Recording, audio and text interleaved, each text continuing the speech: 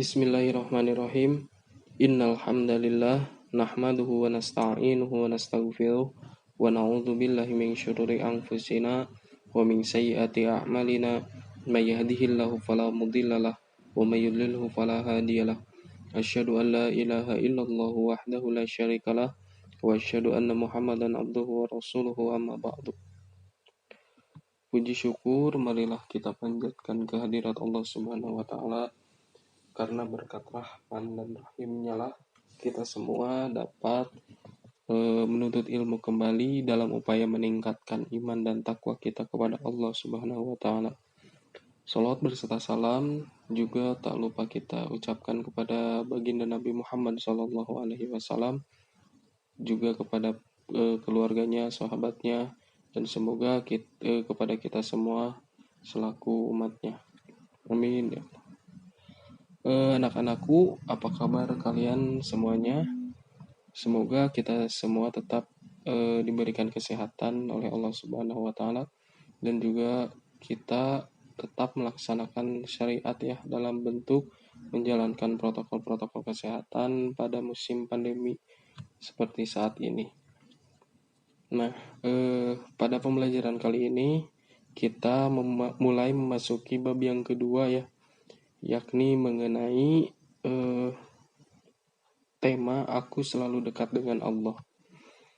Nah, untuk memulai pembelajaran pada hari ini, Bapak akan memulai dengan mengingatkan kalian bahwa banyak orang di luar sana ya yang menempuh untuk mendekatkan diri kepada Allah. Artinya banyak orang yang memiliki cara untuk mendekatkan diri kepada Allah. Banyak ya caranya.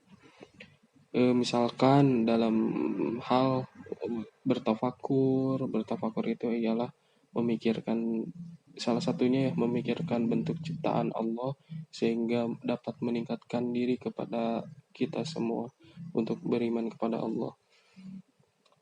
Kemudian ada yang berzikir, lalu juga sebabnya ia mendekatkan diri kepada Allah itu ada yang harus ditimpa oleh musibah terlebih dahulu, baru ia akan merasakan dekat dengan Allah, atau sebaliknya ya, merasakan dulu kenikmatan, lalu dia merasakan lagi kenikmatan yang lebih tinggi, yakni mendekat diri kepada Allah.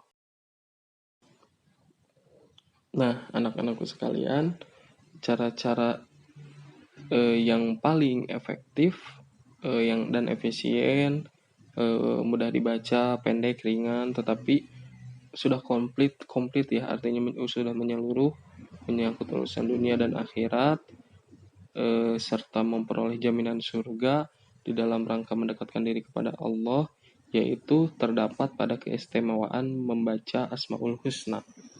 Ini adalah perkataan dari Amjad Al-Hafidh ya. Nah, Asmaul Husna juga ya merupakan termasuk zikir ya. Zikir yang tadi ya, yang mudah dihafalkan dan mudah diamalkan karena bisa di mana saja ya.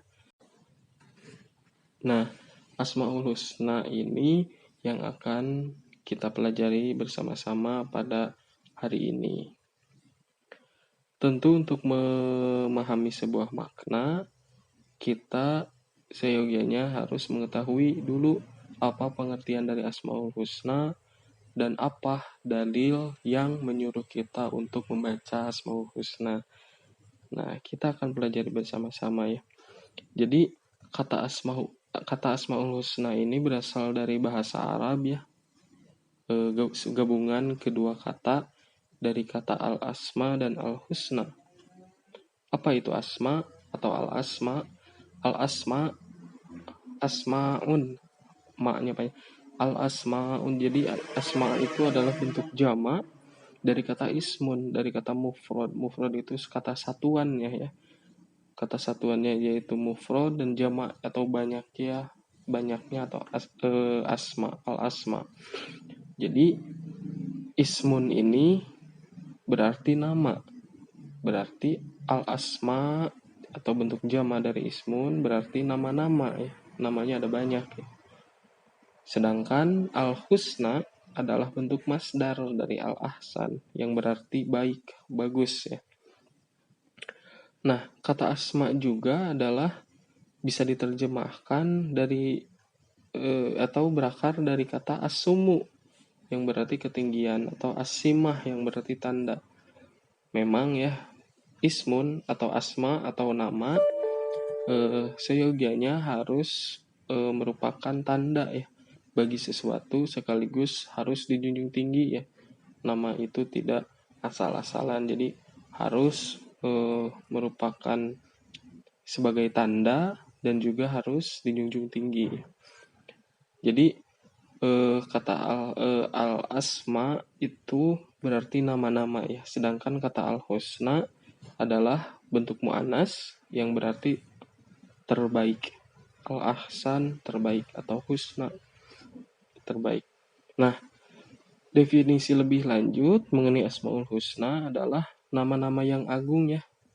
Nama-nama atau bacaan zikir, doa yang sangat istimewa ya. Karena di dalamnya mengandung banyak manfaat ya. Nanti mengenai manfaat-manfaat akan kita pelajari lagi ya setelah kalian mengetahui pengertian dari Asmaul Husna.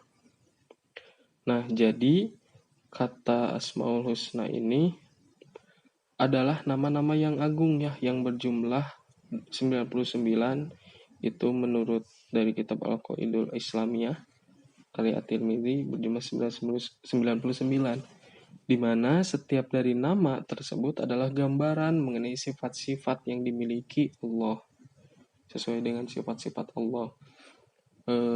Tentu dari untuk pengetahuan bahwa Asmaul Husna ini ada yang bilang bahwa ada yang mengucapkan bahwa tidak hanya 99 nama saja, ada bahkan lebih dari 99. Ada yang mengatakan 100, 200, bahkan 1000 ya. Namun yang lebih masyhur yang harus kita tahu minimal adalah 99. Dan tidak hanya diketahui saja ya, tidak diketahui artinya saja, maknanya dan penerapan terhadap kehidupan dari Asmaul Husna juga harus kita laksanakan secara baik. Nah, itu adalah pengertian dari Asmaul Husna. Selanjutnya adalah dalil dari Al-Asmaul Husna.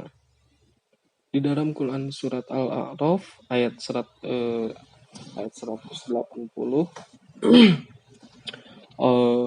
yang berbunyi A'udzubillahi minasyaitonirrajim. Bismillahirrahmanirrahim. Walillahil asmaul husna fad'uhu biha wa dzarul ladzina yulhiduna fi asma'ih sayujzauna ma kanu ya'malun. Shadaqallahul azim. Yang artinya, dan Allah tidak ada yang lain darinya memiliki nama-nama yang menunjuki kemahasempurnaannya. Maka berdoalah, serulah, dan gelarilah Allah dengan nama-nama itu. Dan waspadalah terhadap orang-orang yang cenderung menyematkan sesuatu yang tidak layak bagi zat Allah yang maha agung. Sesungguhnya perlakuan orang-orang seperti itu akan diberi balasan. Quran surat Al-A'raf ayat 180. Nah, secara letterlek ya, bahwa Quran dari bahwa ayat 180 dari surat Al-A'raf ini menganjurkan kita untuk apabila kita berdoa, maka sematkanlah kata-kata Asmaul Husna. Selanjutnya yakni dalil hadis ya, hadis mengenai Asmaul Husna. Bismillahirrahmanirrahim. An Abi Hurairah radhiyallahu anhu anna Rasulullah sallallahu alaihi wasallam qala inna lillahi tis'ata wa tis'in isman mi'atan illa wahidan man ahsaha dakhalal jannah man ahsaha dakhalal jannah rawahul Bukhari. Artinya, dari Abu Hurairah radhiyallahu anhu, sesungguhnya Rasulullah bersabda, sesungguhnya Allah mempunyai 99 nama, 100 kurang 1. Barang siapa yang menghafalkannya, maka ia akan masuk surga. sebuah jaminan dari Allah bagi orang-orang yang beriman. Tentu saja ya, apabila tidak beriman, menyebut-nyebut Asmaul Husna tentu tidak akan ada apa-apanya. Jadi apabila ia beriman kepada Allah sehingga lalu dia berzikir menggunakan Asmaul Husna ataupun berdoa dengan Asmaul Husna, barang siapa yang menghafalkannya, maka ia akan masuk surga. Dan janji Allah itu tidak akan ingkar ya. La tukhliful mi'ad. Allah tidak akan mengingkari janjinya. Jadi hafalkan Asmaul Husna, semoga nanti kalian atau kita semua akan masuk surganya. Amin ya Allah ya rabbal alamin. Nah, itu adalah beberapa dalil dari ayat Al-Quran dan hadis Nabi mengenai Asmaul Husna.